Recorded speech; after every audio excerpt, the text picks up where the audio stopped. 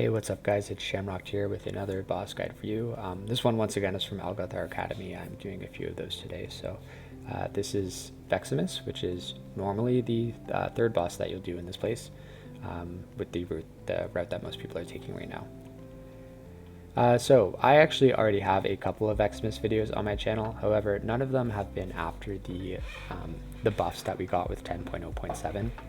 And that's actually significantly changed the way that we can handle this fight. It hasn't necessarily changed what we actually cast and like the cooldowns and abilities that we use to handle this fight. It's just made it inherently easier because chain heal hits so many people just because of the range. Now you're basically guaranteed that it's going to hit everybody in this small platform for this boss. And if you're running Flow of the Tides, you're having 30% extra healing on your chain heals as well, which is pretty great.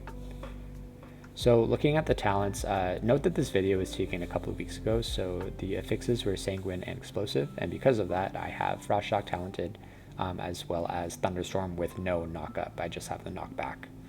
So on a normal week, this point would come out of Frost Shock and would go into Thunder Shock. Otherwise, the ways that you can play around with this, because you need Poison Cleansing Totem, you unfortunately have to sacrifice either Mana Spring or Graceful Spirit. Which one you want to sacrifice is up to you. And then if you need to sacrifice another point, I usually take from either Swirling Currents or Surging Shields, depending on the dungeon. However, you can take from anything that you feel like you don't use. I feel like a popular one is maybe Earth Elemental if you feel like you don't need that health increase for anything.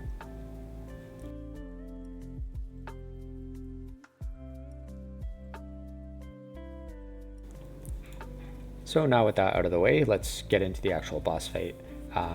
Real quick, as always, I have slowed the video down just a little bit so you guys can more easily follow along. And I have also included an ability tracker in the top left of the screen that you can check out the order in which I'm pressing my buttons. Okay, Vexamus, scary boss. But not as scary, especially like I said, now that we have Tidebringer, I find like this boss is actually pretty, it's pretty much now just cooldown management. The sort of positioning aspect has been taken out of it a little bit, just because we're able to do more depending on it like not mattering where we're actually standing. But okay, you'll note I actually don't have Earth Shield on the tank here. I had a hunter in the group and I'm really worried about hunters for this fight just because they're so squishy, so I believe I put Earth Shield on him for the majority of the fight. However, probably not for all of it, because out of habit I usually just put it back on the tank even when I try to focus somebody else with it, but we'll see. Alright, so for the first set of mana bombs, you'll see what I normally do is I pre-cast a bunch of Riptides and Primordial Wave. So I basically have it on all of I have a Riptide on every single DPS in the group, and then when the mana bombs come out, I make sure I drop a Cloudburst Totem before I get started, and then I use a Healing Wave, which basically heals everybody up because it's the Primordial Wave Cleave, and then I use Chain Heal right away, and then if you need to, pop your Cloudburst, and that will pretty much get everybody up for that first set of mana bombs. Second set, here I used Ancestral Guidance, and because it's such a powerful cooldown, that's pretty much it. You can mix it with some Chain Heals. If you have Stormkeeper up, you can use that. You can use Lava Burst, whatever you can, just to make use of Ancestral Guidance during the mana bombs. Pretty much anything you do will keep people up. Especially with our massive chain heals now, if you're running Flow of the Tides and you target someone with Riptide. Okay, just real quick, normally you will have Lust on this boss whenever it comes up.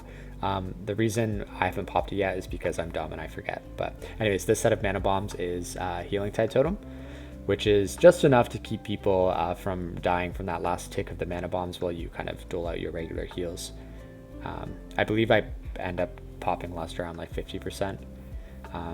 Once again, this is part of the same run where I did the Croth video from. We did not have the DPS to time this, unfortunately, so we're actually pretty behind here already. So in my head I was kind of already knowing it was over, so not that that's the reason I forget, I'm just bad, but yeah, anyways, it didn't really matter. But anyways, this set I had Lust, so that was great. I really didn't need to pop anything else. You'll see people get really low. They get like sub 10% sometimes, which is totally okay. There's nothing that is going to happen after a set of mana bombs that is going to kill them unless it is the overlap, which I believe we get at the end of the fight for this run. And in that case, you really just need to make sure that well, everybody else in the group needs to make sure that they're popping a personal if they have one, and you just need to go absolutely ham and just try to keep it as topped up as you can.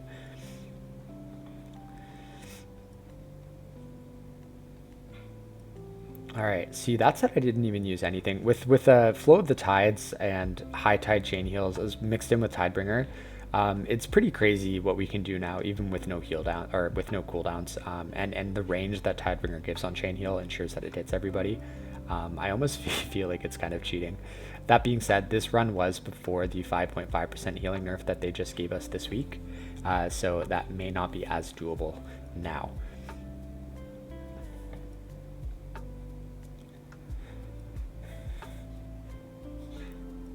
Alright, for this set I popped my Trinket and my Racial, and I also used Mana Tide Totem to get Spirit Walker's Tidal Totem, which I'm talented into, and then I just fired off some Chain Heals, and that was pretty much enough to keep everybody alive.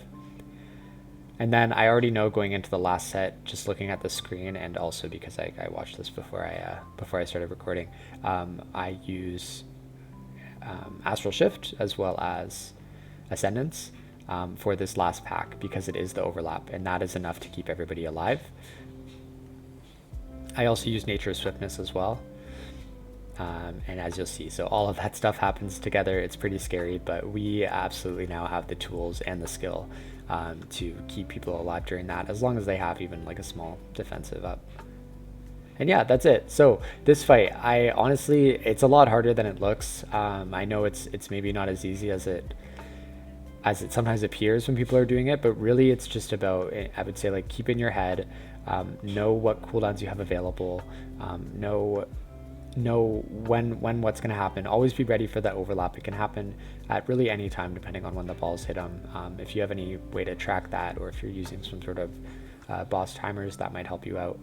But just really, you want to save Astral Shift for that, and you want to just make sure that you have some big cooldowns going out on the group when that happens. Otherwise, for each set of mana bombs, just play it cool.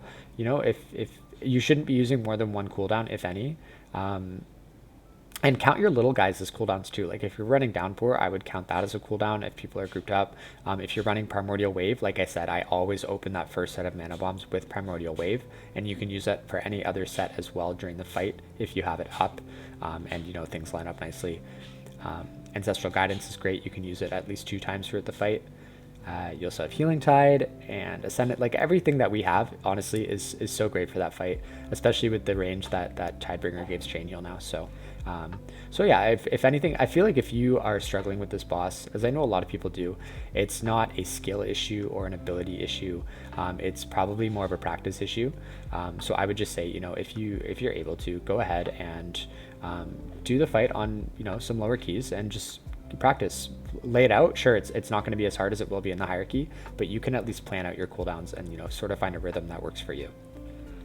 But yeah, anyways, I hope once again that this video was useful for you guys. If you have any questions or want to point anything out, please feel free to comment and I will get back to you if I can. Otherwise, good luck, have fun, and I will see you next time.